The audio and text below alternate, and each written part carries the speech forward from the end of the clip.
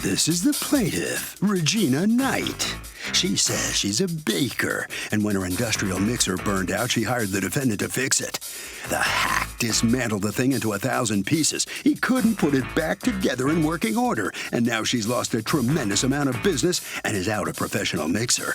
No one else will touch the thing because of the defendant's mistakes, and she's here suing for the state max of $5,000 because that's what she's out. This is the defendant, Kenneth Amos. He says the plaintiff's mixer's 30 years old and it burnt out, so he offered to fix it. He went to her house, took it apart, discovered the problem, and ordered the parts. He told her in no uncertain terms not to touch or move anything, but when he returned, everything was moved around. Once he put it back together, there were parts missing. If the plaintiff hadn't moved the mixer and lost the parts, none of us would be here today. Oh, her? He thinks not. He's accused of getting a rise out of a baker.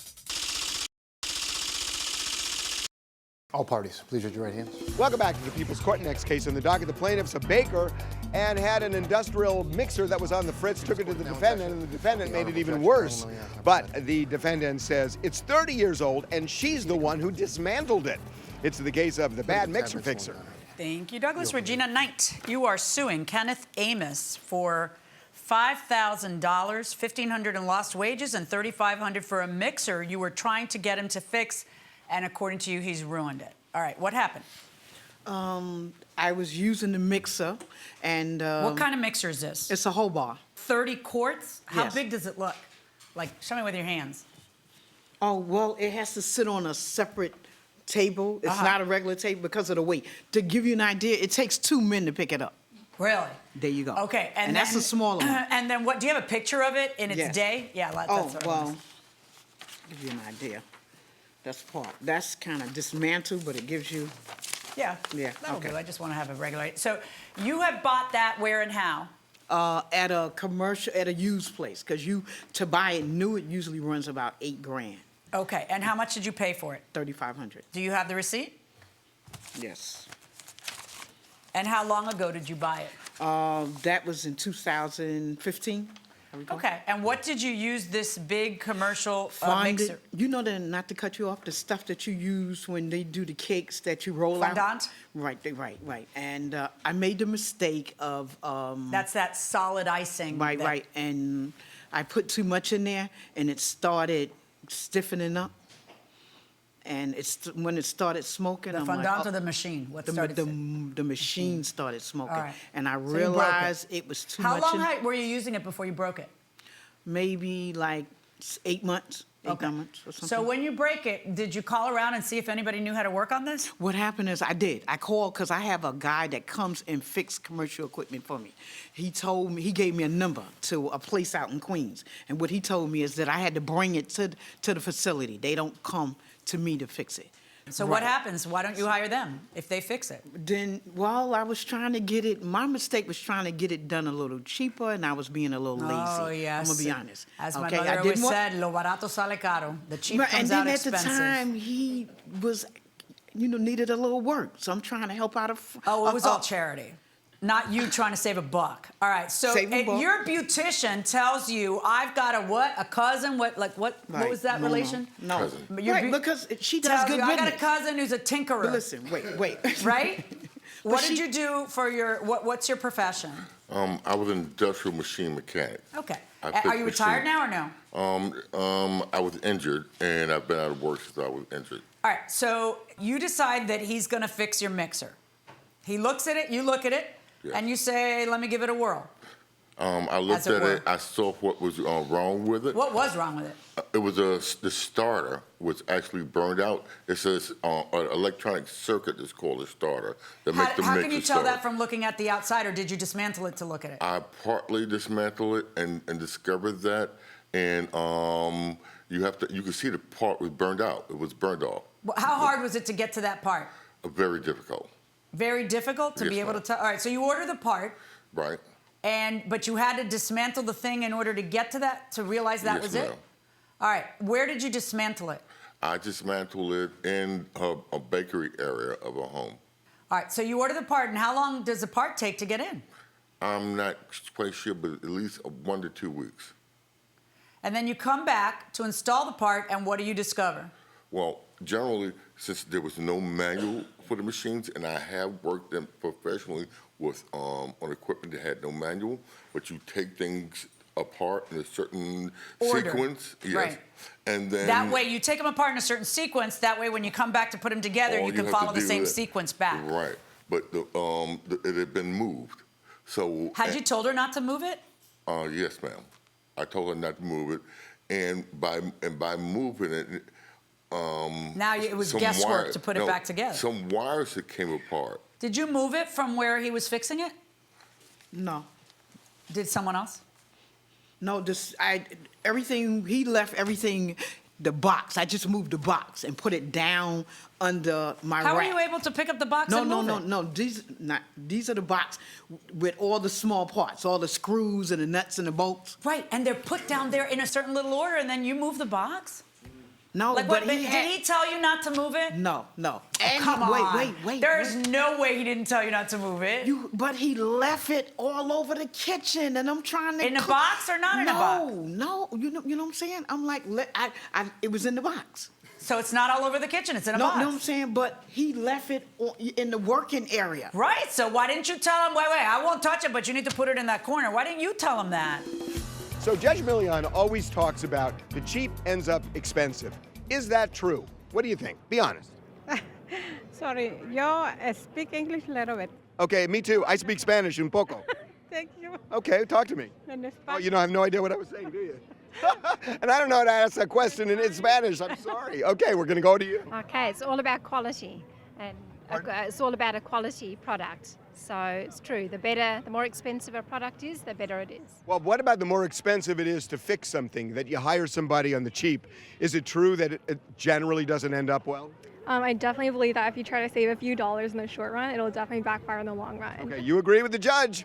Going inside the courtroom. So what happens? And everything gets all jiggled up, and now you got to try to figure out how to do it from Jump Street. What do you do?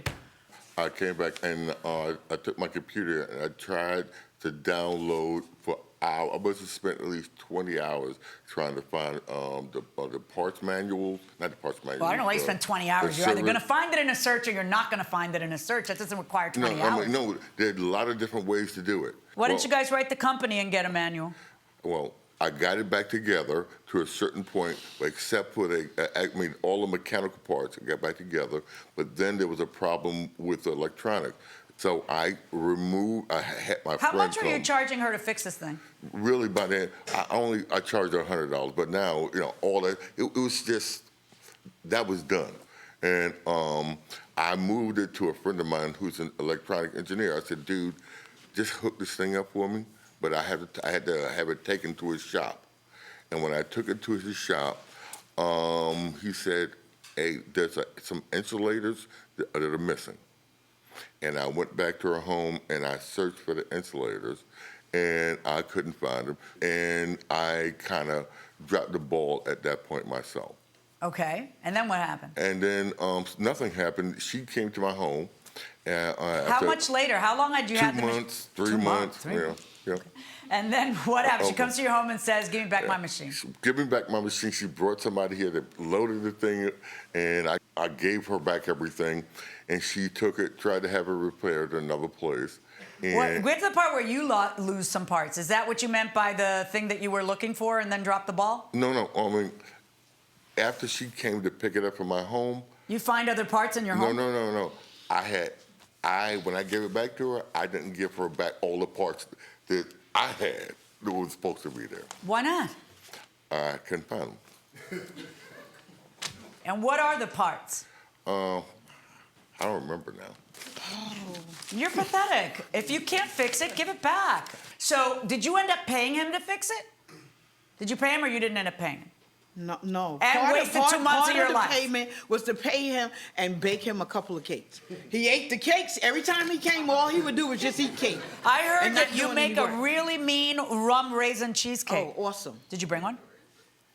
You didn't bring one? I'm Yeah. just kidding. I'm kidding. All right. But see, so you haven't taken it anywhere else to see what it will cost you to fix? No. So now you have to fix your broken mixer, which means you got to take it to a place who knows how to fix it. And they're probably not going to charge you $100. They're going to charge you a lot of money to fix your mixer. But I have no measure of damages for you just because it's taken apart. I don't know how much more it's going to cost you because whoever was going to fix it had to take it apart too. The trick is to find somebody who knows how to put it back together. You know, it was crazy. You didn't treat this like a fine machinery that it is. But you're going to now, because if you want this thing to work again, you're going to have to take it to a place that's going to charge you some dough, as it were. All right? I don't know what those parts are going to cost, but I'm going to do a little rough justice here, and I'm going to rule in favor of the plaintiff for some money that she may have to expend in order to order those parts. I'm completely guessing at what the parts are going to cost because you are so neglectful that you won't even tell me what the parts are. So... I am going to award the plaintiff $250 to order those two little parts that we think are missing, and for the troubles of having to deliver it to the next place to get it fixed properly and pay what you should have paid from the beginning. Okay? That's my verdict. Okay. All right, I gotta wait. Wow. Well, it's been a rough day in court for Ms. Knight. I'm sorry you were suing for $5,000. The judge awarded you $250 for some of those parts, which even he doesn't know which ones they are. What do you think you're going to do now?